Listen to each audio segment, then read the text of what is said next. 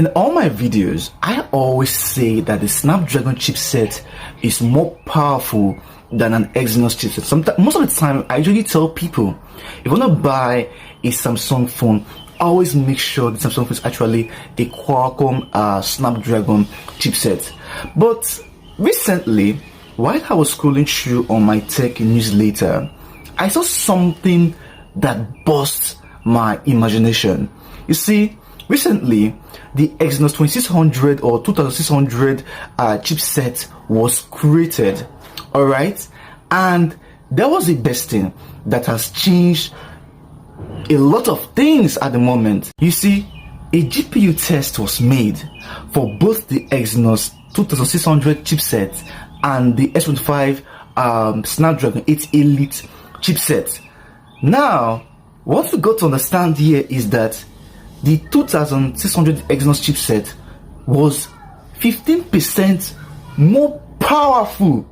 You heard me right? 15% more powerful than the Snapdragon 8 Elite chipset, which is like, it's crazy.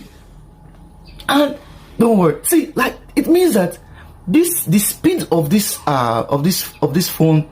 chipset is crazy, which also means that it's a sure banker. Like, it's very sure that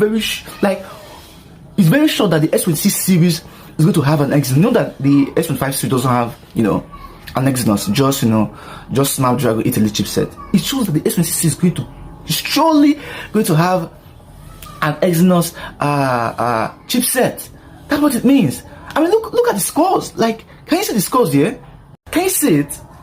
3.135 points at 23.23 frames per second.